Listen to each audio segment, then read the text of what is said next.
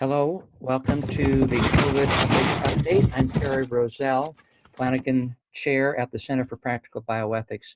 Joining me on this update is my colleague Jason Glenn from the University of Kansas School of Medicine. Jason is a PhD historian, and he has done a good bit of his work around incarcerated populations. So today we're going to talk about ethics concerns involving prisoners during pandemic conditions such as we're facing today. So Jason, there are a lot of things to worry about during this time of global pandemic. Given the work that you have done on healthcare disparities with incarcerated persons, what concerns do you have now for prisoners and for those who provide healthcare for them? Yeah. First and foremost, prisons are the most vulnerable spaces for infectious diseases in our country as it now stands. In about 1950s, we transferred over from infectious disease being the most prevalent cause of death to chronic diseases for the free world population. But in prisons, HIV, AIDS, hepatitis B and C, and tuberculosis infections, not to mention your basic seasonal flu infections, they run rampant in prisons, as well as your skin and fungal infections as well. And prisons do a horrible job at being able to control those infections because of the overcrowding, because of the poor ventilation systems, and because of the poor cleaning materials available for persons who are incarcerated. So we already know, and prisons are already major hotspots for infectious diseases. The only way for prisons to control outbreaks, prisons and jails to control outbreaks within their walls, is to free up space. And so we're making calls now to try to get our prisons and our jails to release your non-violent offenders and people who don't pose a danger to public safety. There are so many laws that and reasons that people are incarcerated that aren't related to actual public safety. And those people, we feel, can be immediately released, and it will allow your jails and prisons to be able to have the space to isolate people as needed. We also want a moratorium on any new incoming people being incarcerated for those same nonviolent and non-dangerous offenses that don't pose a public safety risk. Who is we, and who are you calling? Good. So I count as the we the collection of scholars across the country who define ourselves as critical prison studies scholars, as well as advocates. Also those who work in the diversion court system, be they drug, mental health, veterans courts, sexual violence courts. Those of us who are actively, either in our work or in our advocacy, are trying to change the system of mass incarceration in the United States. And, some of us are actually being called upon to advise our local jails and prison systems. I've been involved with some of the local jails here in Kansas City, and we've already seen out in New York a significant outbreak of COVID-19 in Rikers Island Jail.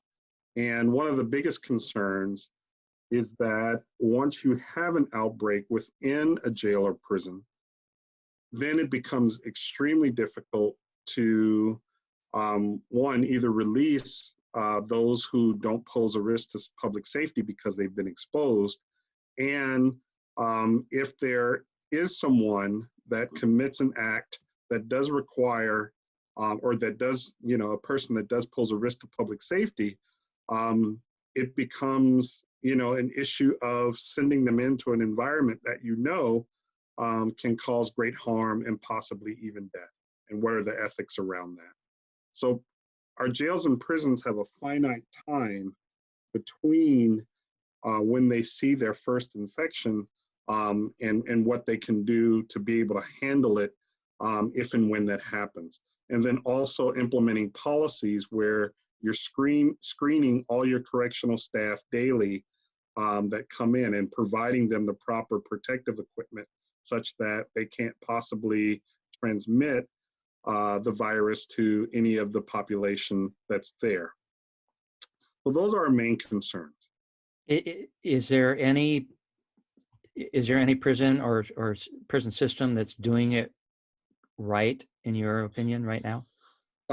Colorado is one of the systems where they have, the governor is talking about commuting the sentences of some of those low-level offenders.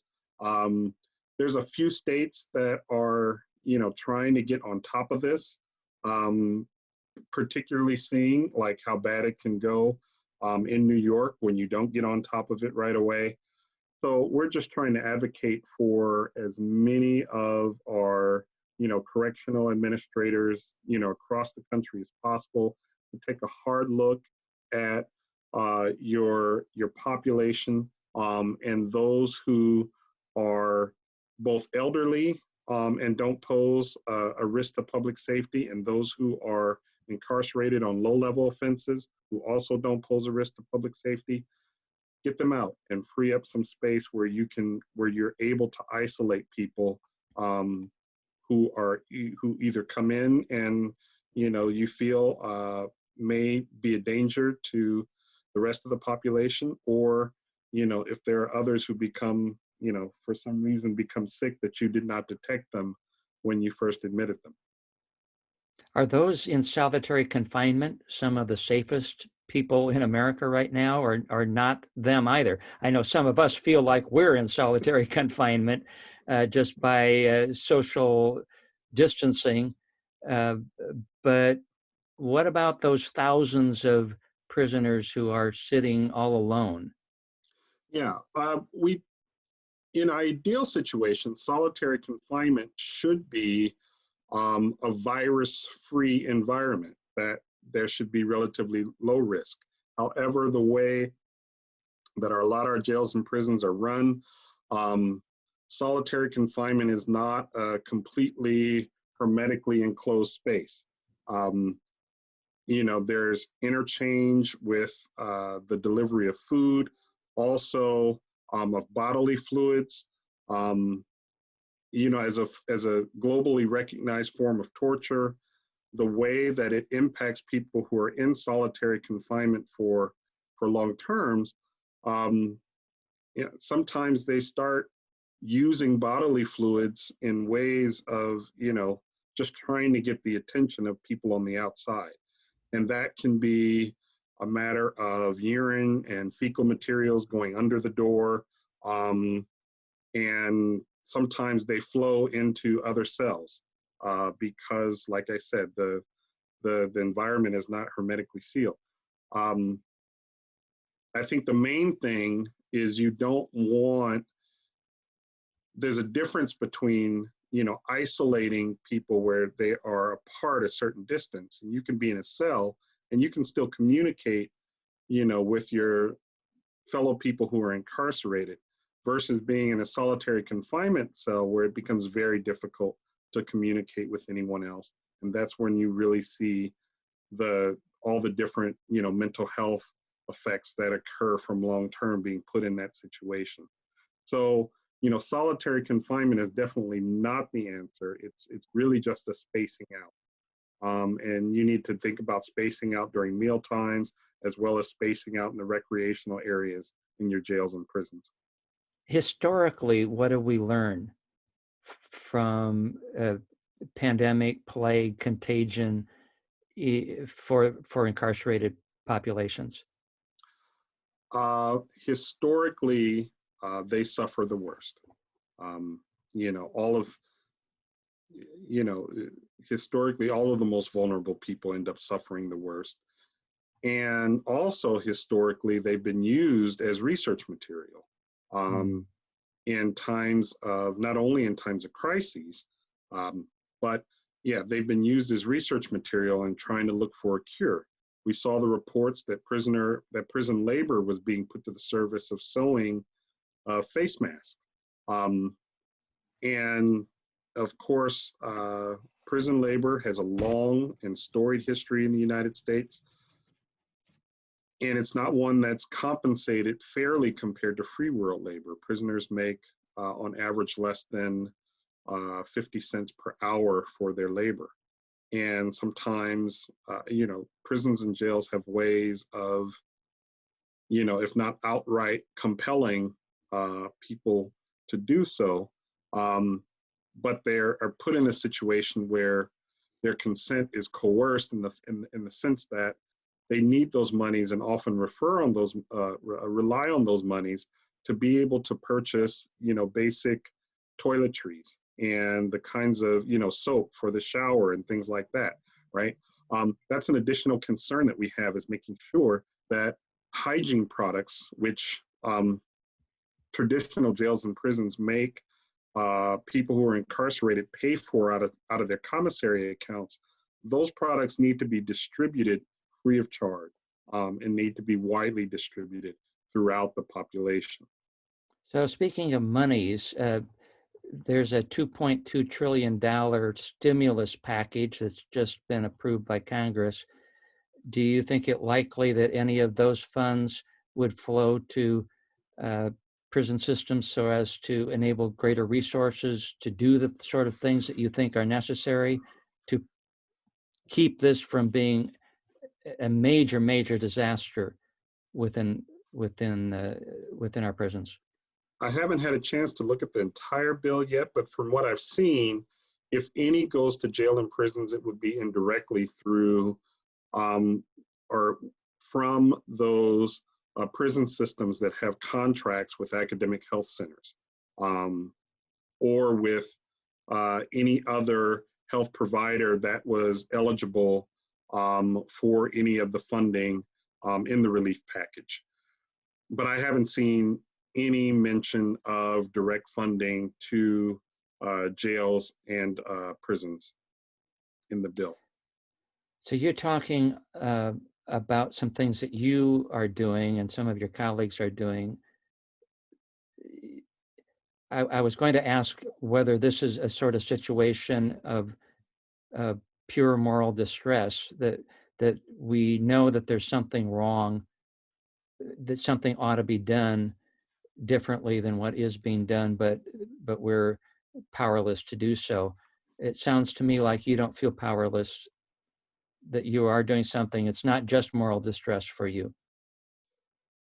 You know, I think all of us are seeing the ways in which the coronavirus outbreak is exposing the biggest gaps in our, you know, our system, be that in healthcare provision and the way we provide healthcare services to the bulk of people, you know, all the way down to how people who are incarcerated are going to fare during a crisis, right?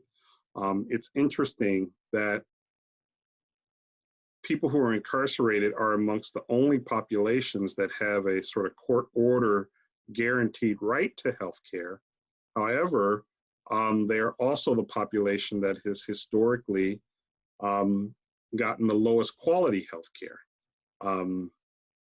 and are subjected to conditions that are often mandated to be against the best practices of public health. And so that's the overcrowding and the lack of readily available cleaning supplies that are freely available to the population there, right? So, you know, in a way, this is exposing the major injustices in our mass incarceration system the same way that it's exposing the major problems with our healthcare delivery system. And I hope in the aftermath of this that we can have a greater number of conversations and that there's wider realization that we do need to make some systemic changes to make ourselves not so vulnerable to this kind of outbreak in the future. Well, thank you, Jason. This has been very interesting, very helpful. And thanks to all of you who have tuned into the COVID Ethics Update from the Center for Practical Bioethics. Until next time, this is Terry Rosell. Thank you, Terry. I appreciate it.